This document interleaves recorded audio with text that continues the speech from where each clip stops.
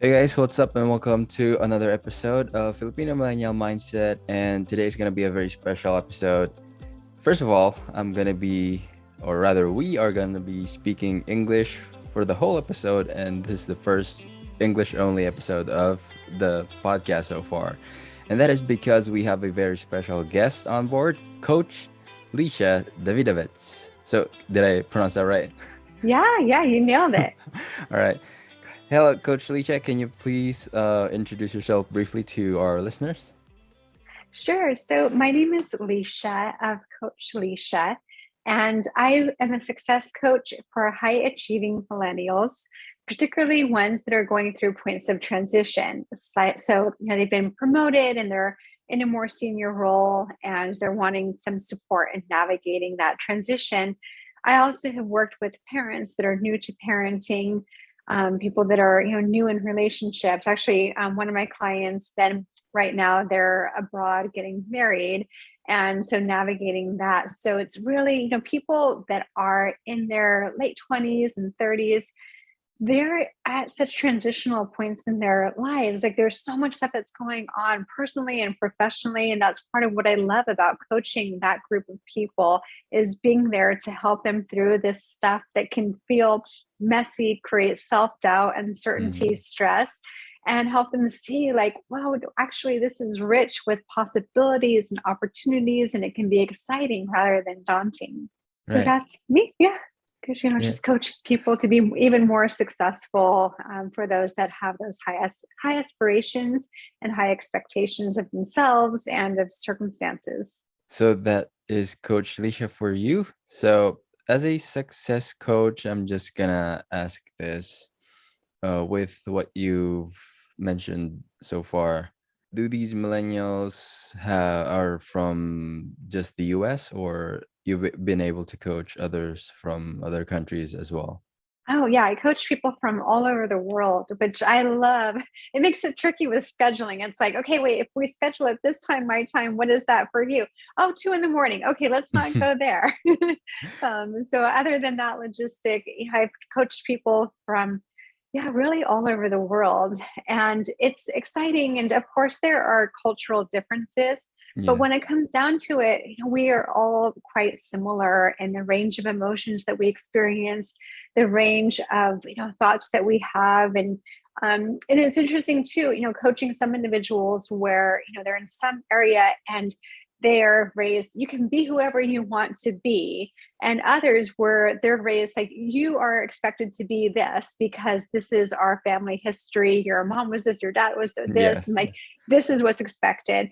And so it's really interesting coaching those different types of people where maybe like they actually coached someone where their family wanted something of them. They expected that they would be doing a specific path in their life, but they really wanted something that was different. They wanted to have a choice rather than do what was expected. And those can be really transformational, for the individuals and also for the families to see things from different perspectives.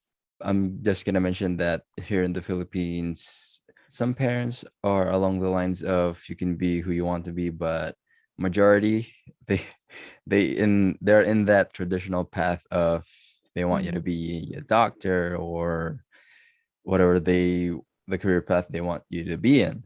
Mhm. But my next question for you is, among the people you've coached so far, especially millennials, what's the common definition of success they've given so far? Is it financial freedom? Is it happiness? Is it finding their passion? Yeah, which I love that question, because what it speaks to is that success is really how we define it. Society can define it Mhm. as like, you're working at your company and you're climbing the corporate ladder and you get to the top, and that's most successful. Or if you're a doctor, then success means that you have a thriving practice, and maybe, Yes. you're even the one who's in charge of the hospital. And so we can look at what is success for us. And oftentimes people will define it based on what it is for others. Oh, I'll be successful when I, am a doctor because that's what my parents want. And, say, well, is that what they define as success or what you define as success? And those can be really eye opening conversations to start to pull apart apart the truth from the story. And so success really comes down to the way that we perceive it. An example that I love is you have a CEO of a company, thriving company, it's booming, and he's married, he's got kids. Some people might say he is super successful. Well, what if you also know, because of being the CEO and all of the stress, he has a drinking problem and his marriage is Yes. falling apart? Well, okay, is he successful? Another example then would be a bus driver. And the bus driver is driving people around all day, doesn't make very much money, but has enough to have all that he needs in life. What if that person said, I am truly successful because I'm doing what I love. I love talking to people. I love helping people. Every day I'm helping people get to where they need to be safely. And so then you could say, well, the bus driver is more successful than the CEO because of how they define it. That bus driver says, I'm usually successful because I'm living a happy, fulfilled life. And so much of it is, how happy are you? How fulfilled are you?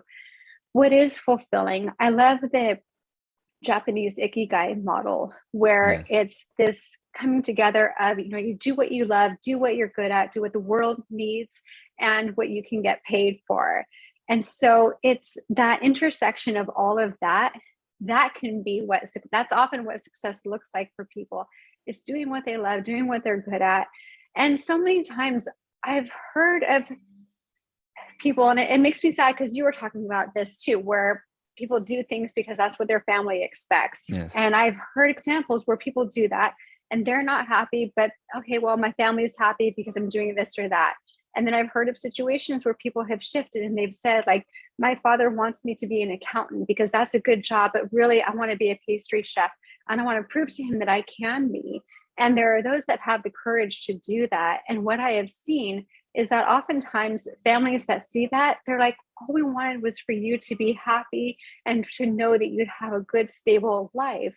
And so really, when you look at what is most important, is if it's stability and happiness, you can get there through many different ways. Being like a doctor or a lawyer, that's considered to be a good way to go. But what if there are other ways? And so for people to look at, maybe there's another way, and then I'm honoring the values that my family has for me and that they have for themselves and that I have. So then everyone kind of gets what they want, and you can have the support from the family that looks different from what anyone might think it could or needs to look like.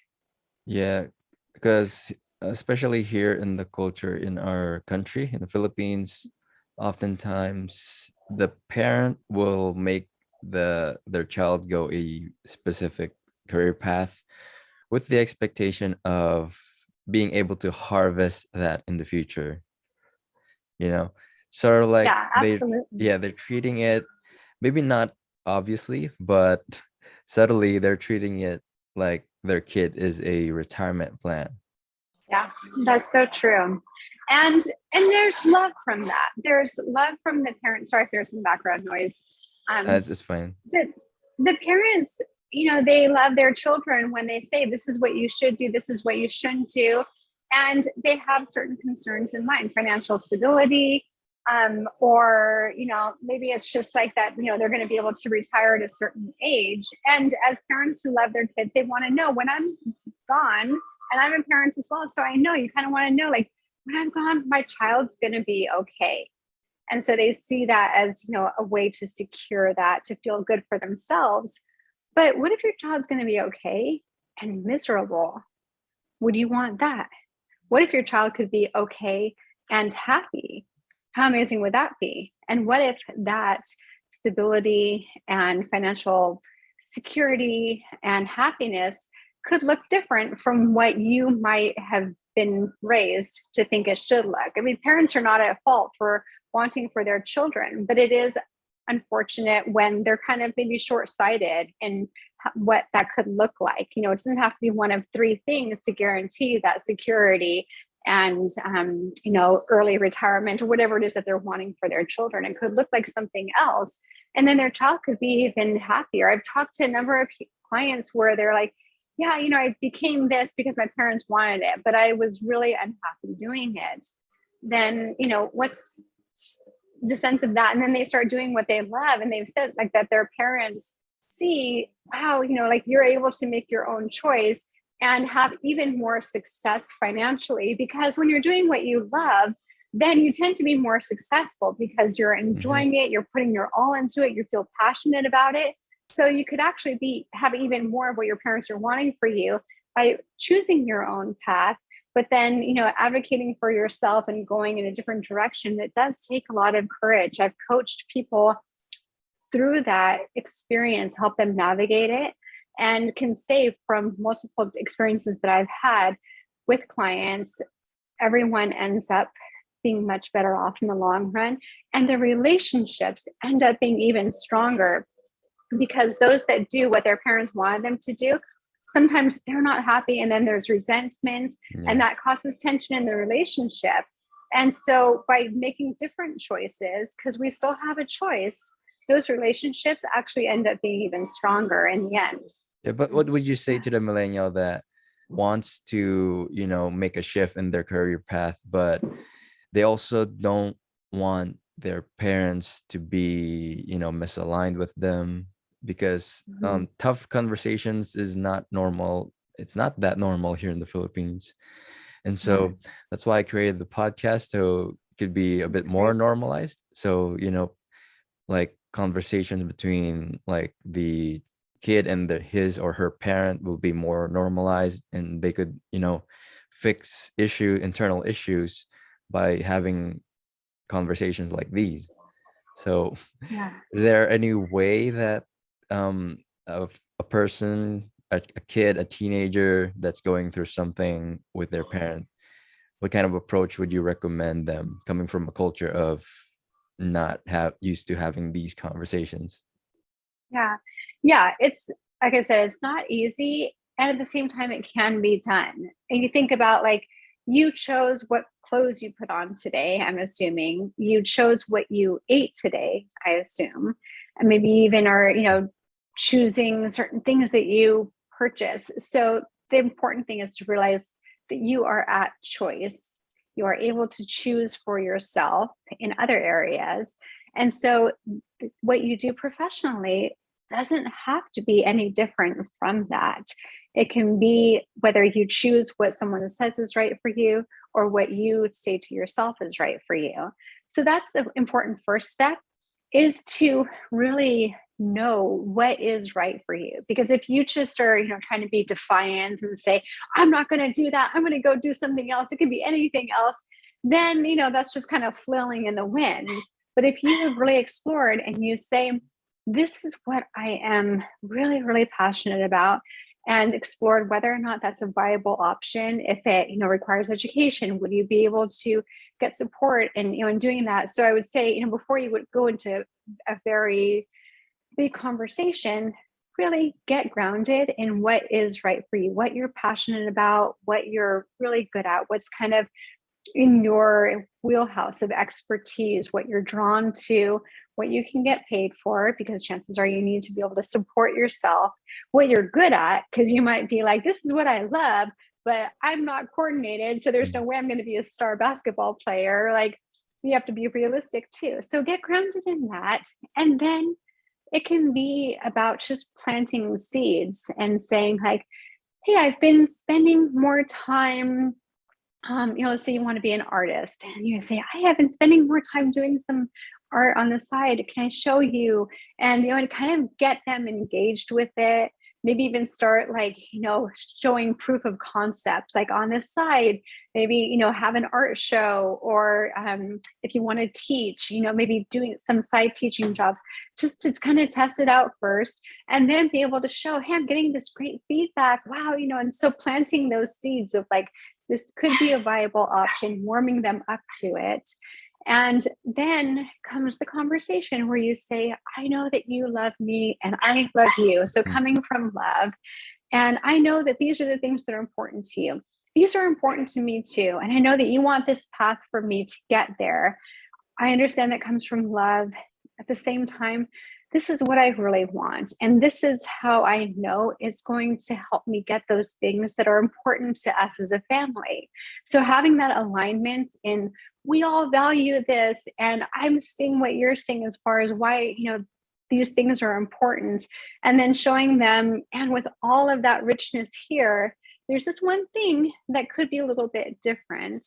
And here's what it could look like. And kind of creating that picture for them in a way that just creates it as if it's, painting a picture, creating a vision for them to see it as something that could be viable, and having a discussion around it. Because as soon as you get defensive or you start Hmm. to, like make threats. So like, if you don't give me permission to do this, then I'm leaving the family. Like, you can't get defensive and have that negative energy, because then that's going to set off their protective side. But it's important to be true. It is ultimately your life. What I'm hearing coming up is, there's almost a saboteur of the pleaser, of wanting to please others. And I have that as well. There are things that I've done or haven't done.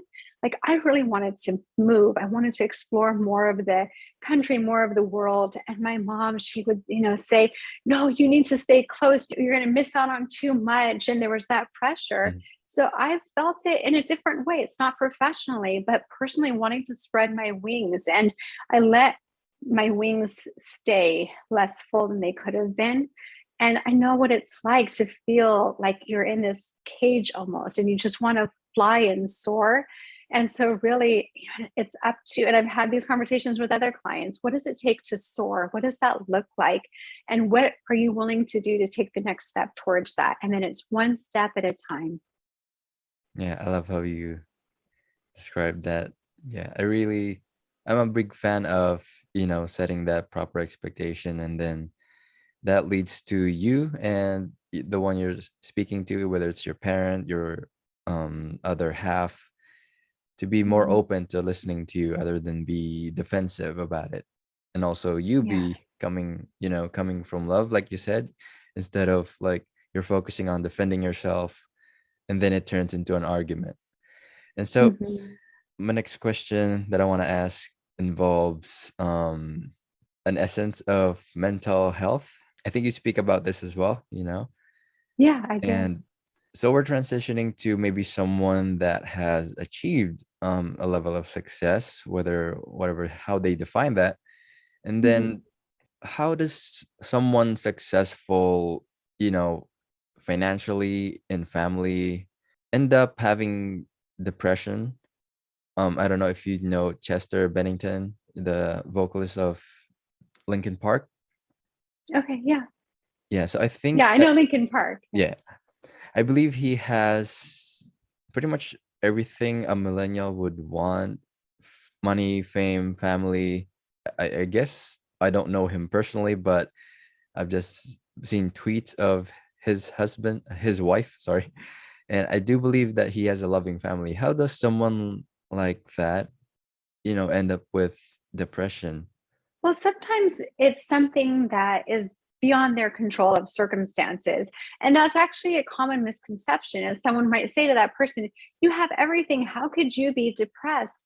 And it's sometimes not within someone's control. If it's clinical depression, then there's an actual imbalance chemically in their bodies. So it's a chemical imbalance, or their neural processing is different. And so because of that, no matter what, it's not about what they have or they don't have.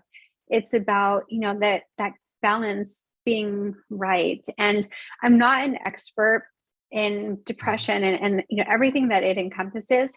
I do have a really good friend who, actually a couple of people who have experienced depression. And sometimes, no matter how much therapy or different circumstances, it comes down to things being needing to be chemically recalibrated in order for them to be stable. And it's kind of like when you, on a smaller scale, say as you have days where you just kind of feel a little bit down, and there's no reason for it really. You're just Yeah. like, I don't know, something just feels off today, and I'm just not feeling motivated, kind of feeling just blue and blah, and don't want to get out of bed. And so it's like that to a much greater scale, where they can't just turn it off, and it last for a much more prolonged period. And sometimes they go into periods of, deeper depression, and other times it's a bit more manageable. So it varies from person to person. But oftentimes, like I said, it's not about circumstances. It's just that their own chemistry is not balanced. Now, there are people going through, especially the pandemic, that are experiencing burnout, what they call languishing, where they're just a little bit more tired, less motivated. And that relates to mental fitness, where the mental fitness part is that inner judge or inner critic, the judge of self, and like, I can't do all these Zoom meetings. This is, ridiculous. This is too much. I'm overloaded, overwhelmed. Judge of others. Oh, my boss doesn't understand me. We're not connecting. My coworkers aren't there for me. Or a judge of circumstances. Oh, this pandemic, is it ever going to end? There's always a new variant. Once things start looking brighter, then there's something else. And so that's part of it is, it gets us down. We beat ourselves up over, with that inner judge, inner critic. And then their accomplices, such as I mentioned, the pleaser, saboteur, hyperachiever, controller, hyper vigilant, always like looking out. Is that person wearing a mask, or they're not wearing a mask, or, social distancing, or, oh my gosh, am I about to be fired? My boss didn't smile at me. Is my job on the line? Like, always like being watchful. So all of that is what can, beat us up and wear us down over time. And with mental fitness, just like if you want to be able to have stronger physical muscles, you go to the gym, you exercise, you strengthen your muscles so you can maybe climb a really big mountain. You can do that with mental fitness, strengthening 3 core mental muscles so that these really big challenges, things that get us down, then we're actually able to move through them with more ease and flow rather than feeling like we're having to push or work really hard. Yeah, I want to iron that last part. Like it's sort of like building a muscle because Yeah. I think most people or some or most beat themselves up when they aren't able to pick themselves up after maybe even a small depression. I think there Mm-hmm. are variations of it because Yeah. I've definitely experienced it a lot in the past. And even though I can say now that I'm a different person in terms of managing my own emotions, I do feel down still. I do feel down every now and then. And the main Mm-hmm. difference is how I manage it. And that didn't happen like in a split second. It happened in a span of weeks, months, now going a year. And I just want to really point that out that some of the people that are in a slump here, especially here in the Philippines, it's really hard to deal with emotions here. It's not normally talked about. And I think your relationship with yourself plays a huge role, Mm-hmm. Yeah. because ever since I've been okay with myself, because most of the time you're alone with yourself. So it's very Mm-hmm. important Yeah. that your relationship with yourself is okay because it spreads, it branches out. And in my case, it made my relationship with my girlfriend better, like 10 times Mm-hmm. better when I'm Wow. okay with Nice. myself.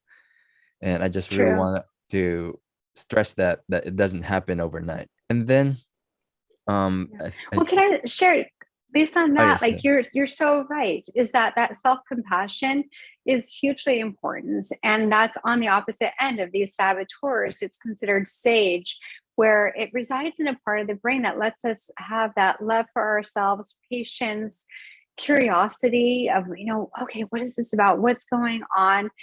Exploration. So yeah, it's so true. If we don't have that compassion and love for ourselves, we absolutely cannot love others. And that compassion for oneself needs to be unconditional, to be able to say that, hey, you know what? It's okay. I messed up.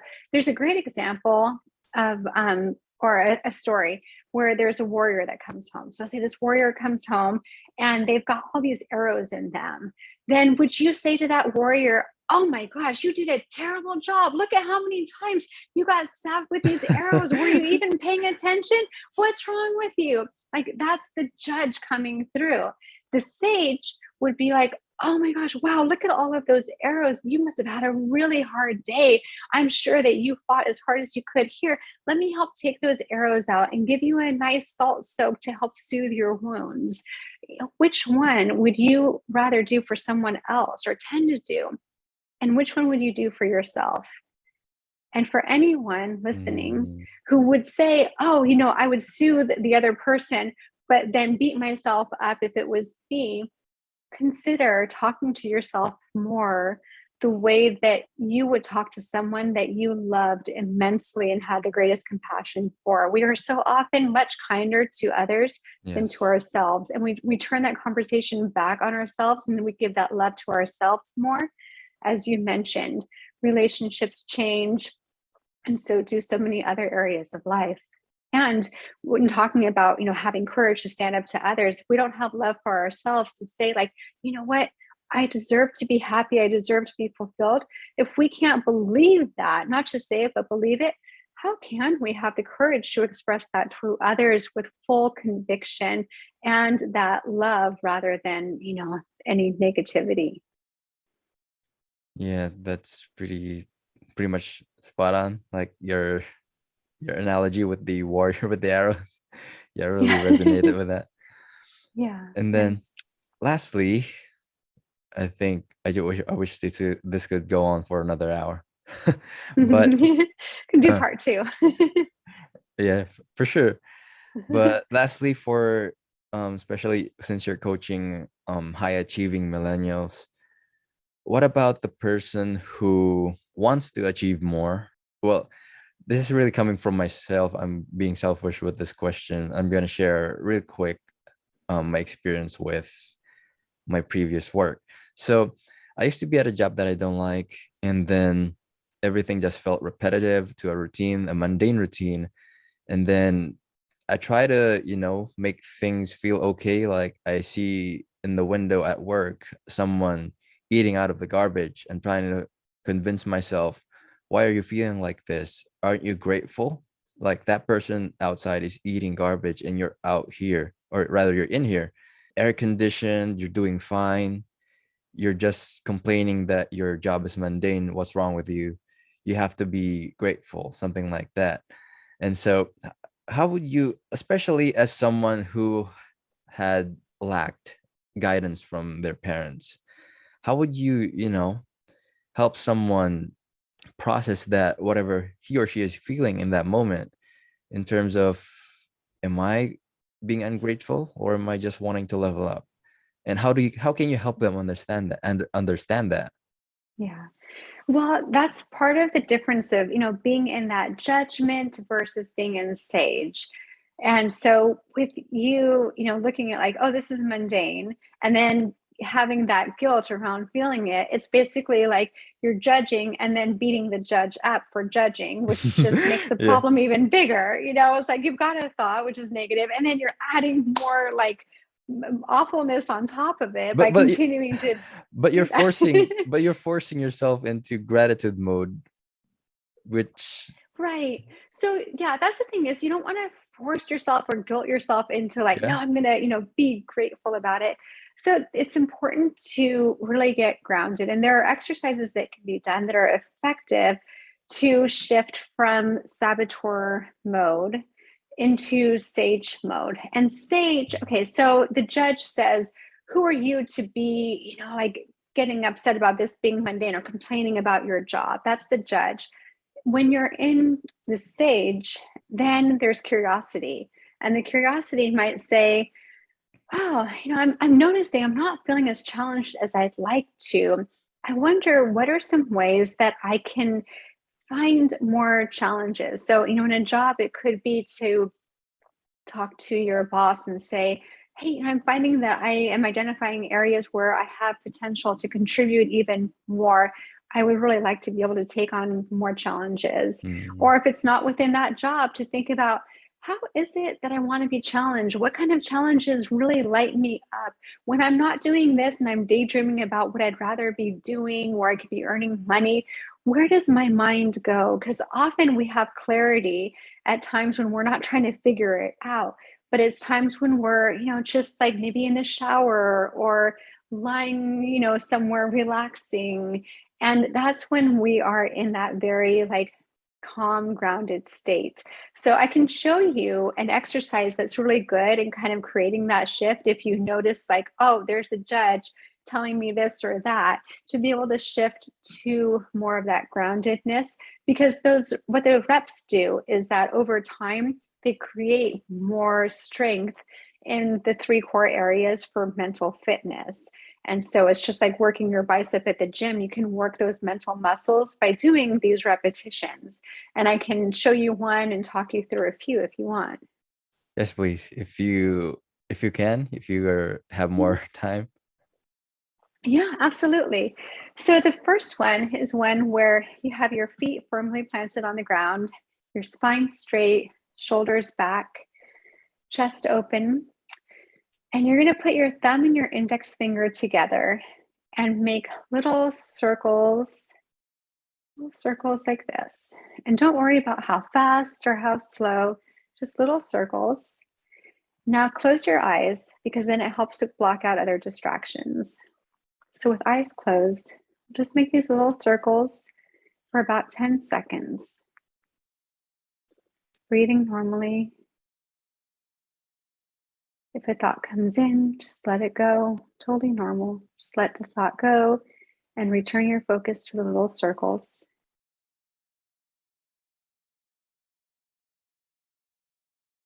How was that? Yeah, feels peace.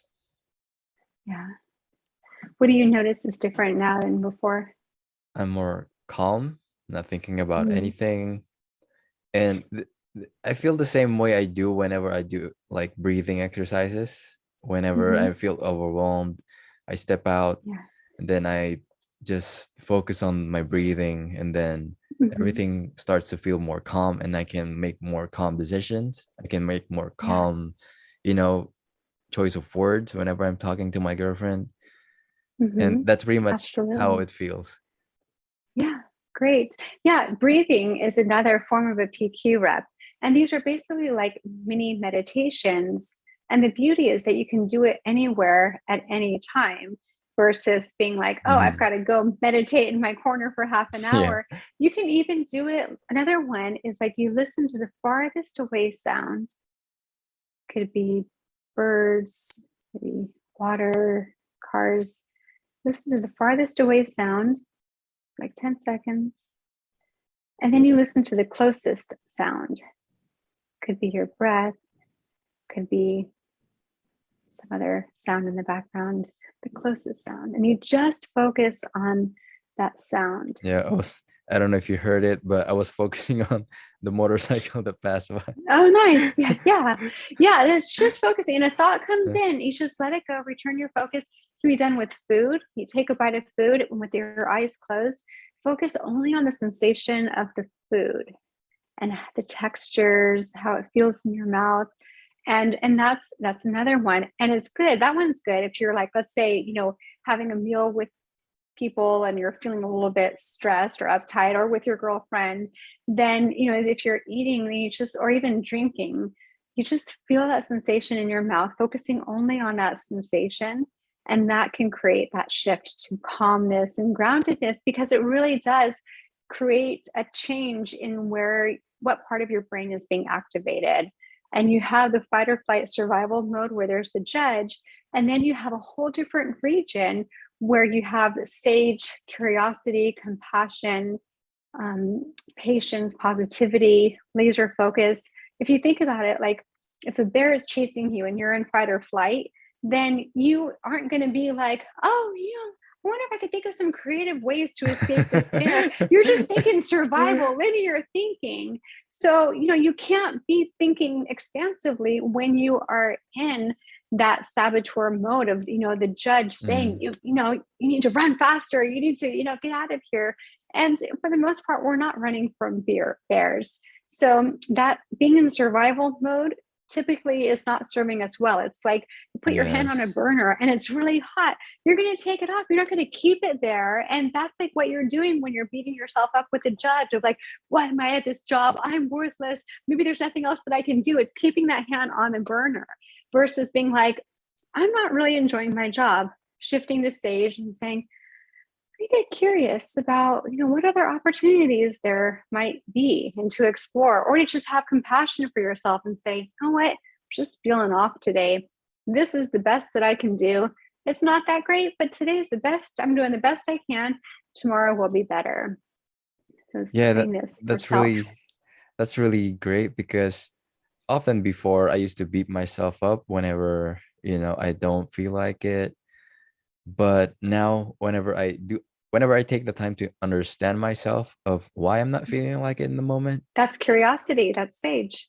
yes, and That's true. then being able to process that on my own, and then that eventually allows me to, perform better when I'm ready. Mm-hmm. Yeah. Absolutely. And think about if you could do that more and more often, catch yourself sooner, have that hand on the burner for only 1 second, enough to notice, oh, something's off, and then make that shift. If you're able to do that more and more, imagine what that would do to your performance, your happiness, your success. Yes. I wish we could go on for more, like 30 minutes at least. But I Thanks. really appreciate everything that you've shared. And definitely, I wish there will be a part two for this. And there's definitely more questions that I would want to ask. But is there any, like, parting words that you would say to the listeners? Like, let's say someone wanting to achieve more, but they're not really sure what to do in their lives. Yeah. Well, I would say to know that you have choices. Oftentimes we think, well, I have to do this or I should do this. And to know that that's a limiting belief. There are choices, and it's up to you to look at options. I've talked to clients where they're like, well, I have to either do this or do that. I'm having a hard time deciding. And I say, like, what if there aren't just two options? What if there's even more? And once we Mm, start expanding that, they're like, yeah, wow, I hadn't thought about that. All of a sudden, now things seem completely different. So, having a conversation with yourself and with others, I often ask clients, who do you go to support you? Who supports you? Having that support is really important. And it's support in a way where they're there to listen, to just be present, to be engaged, to be curious, that, free of judgment, free of bias. If you have those people in your lives, that's priceless. And also working with a coach. That is really valuable because a coach is one of the few people you will ever be with who is completely non-judgmental. And they're able to do so because, like your best friend, they're still going to be caring about you, wanting what's best for you and being protective. A coach is trained to really like take themselves out of it. So even though I have great compassion for my clients, then I'm not going to be like, oh, but what would your sister think about that? Or what's your mom going to say? Like, or to be like, well, no, but you might get hurt. Like, it's different because there's less of that attachment, but there's still enough attachment where there's, genuine caring for you, for what you want. They're there specifically for you. And coaches are trained to ask really powerful questions, help you see different perspectives, help you process what you're feeling and unpacking it. So there's a lot of training that qualified coaches go through that give them the skills and the ability to help you navigate these things that feel hard and don't need to be as hard. And when you really want for yourself a life that's just easier or more fulfilling, it's really worth that investment. And I'm happy to talk to those that want to reach out. I have my website, coachlisha.com. You can schedule a free session where I, have time with you to really explore what matters to you, what you're wanting in life, where you are now, where you want to be. And we can also talk more about the mental fitness. There's an 8-week program that I offer that has been hugely impactful for people that I've taken through that. So know that you have options. yes, thank you for that. And also, where can people, like, find more of you? You have an Instagram account, a Yeah. Twitter. On Instagram and Twitter, it's coach_Lisha, Lisha. And on Facebook, my page is Coach Lisha. And I also have a YouTube channel, Love from Lisha. within the Coach Lisha YouTube channel. And I have about 80 videos there. So you can, go to that and just binge watch all of that content too. I've actually watched some of them. But yeah, Cool. I'll also put those in the description so people can see it better. Terrific. So yeah, I guess that's it. Coach Lisha, thank you for spending your time with us. And my pleasure. to the listeners, happy listening, and till the next episode.